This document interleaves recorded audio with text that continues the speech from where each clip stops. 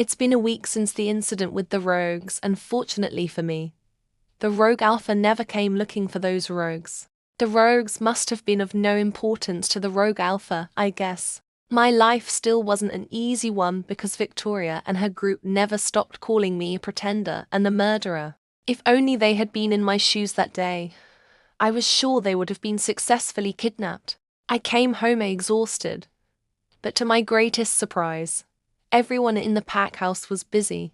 The flowers in the garden were being trimmed, and Aunt Penelope and the other women were cleaning up the house. I wondered what the occasion was that warranted such preparations. Since I was born, this was the first time I've seen everyone making themselves useful around the pack house.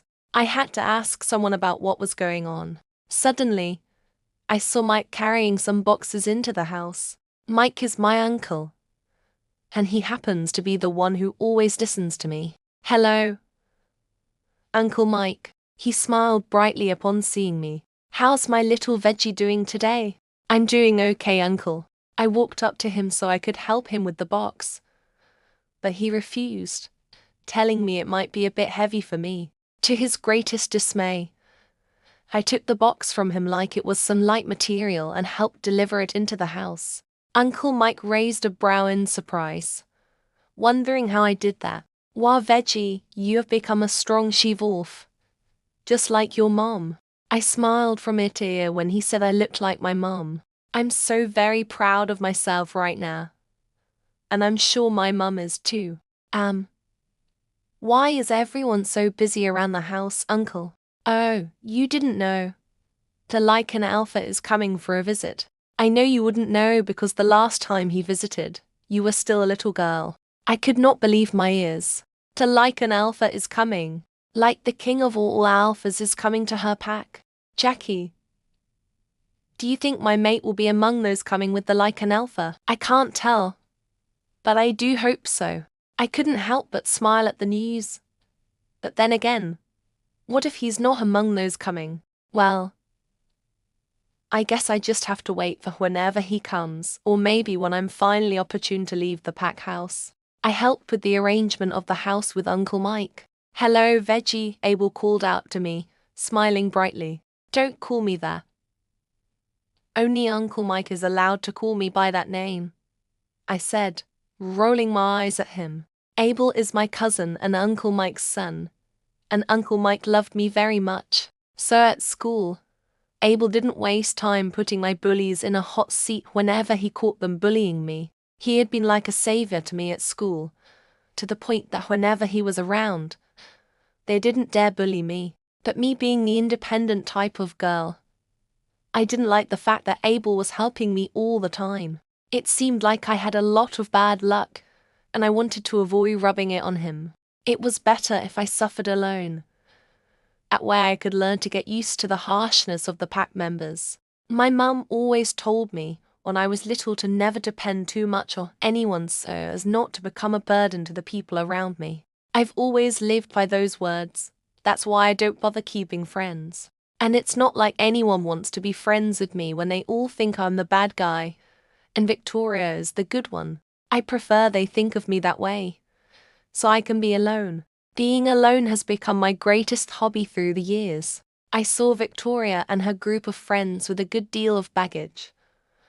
I didn't need anyone to tell me that she'd gone shopping again. Sometimes I wonder when she will ever get tired of getting new clothes every week. She's always going downtown with her friends to get the latest things, and it's so annoying because she spends too much on beauty. But I've never seen her look different from what I've always known her to look like. Most times she gets angry at the fact that I have smooth skin while hers is always rough. While she ran helter-skelter to make her skin better, I, for my part, just watched her use different creams and ointments on her skin. I can't remember the last time I went downtown to get a dress. All my dresses have worn out, some of which I had even before I was 18. And now they are all jumpy and tight to my skin. I wish I could go ask my dad for his credit card so I could also get a nice dress for myself before our guests arrive. Furthermore, I know how forward Victoria can be.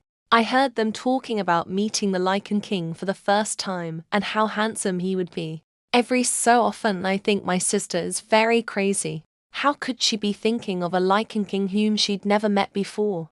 And besides, I think he must be an old man because, according to Uncle Mike, he last visited our pack when we were still little.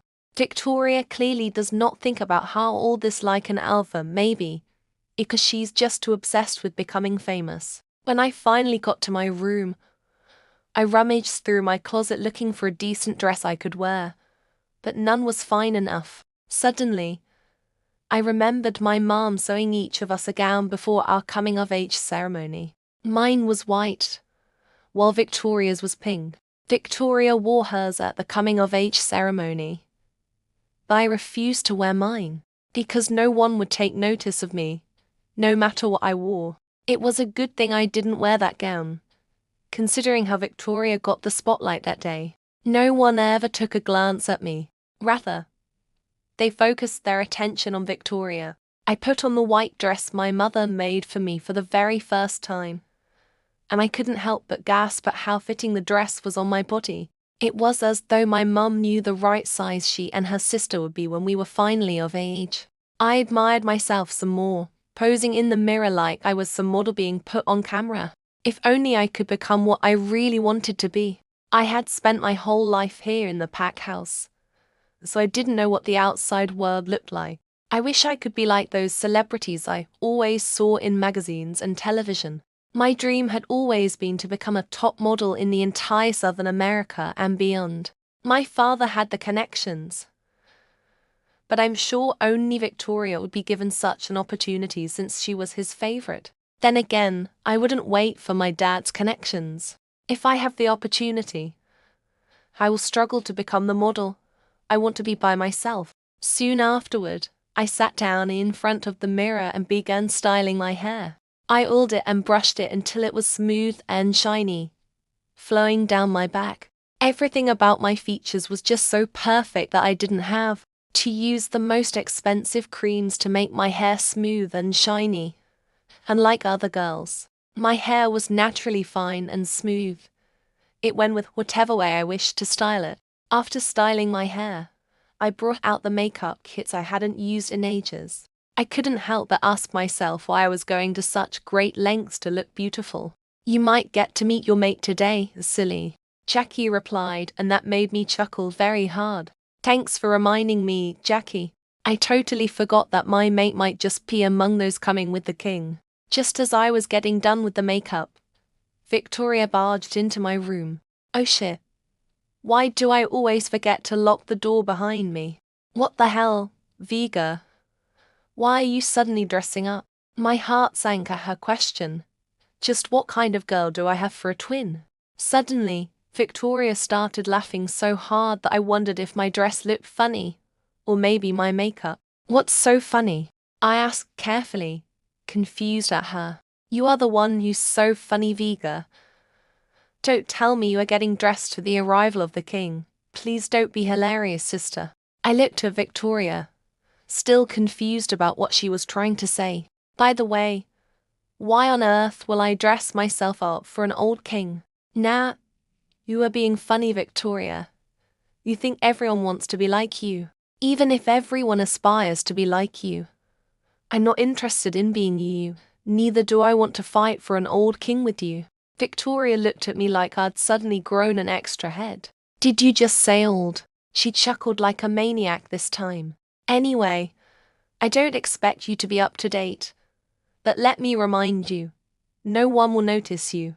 If you have any intention of getting anyone to admire you tonight, and you are greatly mistaken because no one will. Victoria walked out of my room after saying those words, and as usual, she left banging on my door so loudly. If there was anyone to pull down my door, I was sure it would be Victoria. I looked back at the mirror and just stared at myself. I just realized what my sister had said. It was highly possible that no one would notice, especially when Victoria had the specialty of stealing the show. You are letting her words get to you, Vega. You should have known by now that your sister is the second assistant to the devil. Jackie sighed inside Vega's head. Most times, Vega felt lucky to have Jackie as her wolf because most of the time when Victoria tried to bring her down, Jackie would lighten up her mood by encouraging, just as she had done now.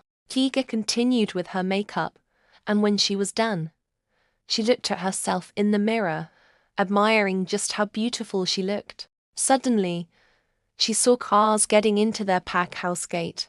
Vega immediately ran to the window to see the procession of cars flocking inside the compound. There was no denying that the king was filthy rich, judging from the fleets of cars that arrived at the pack house.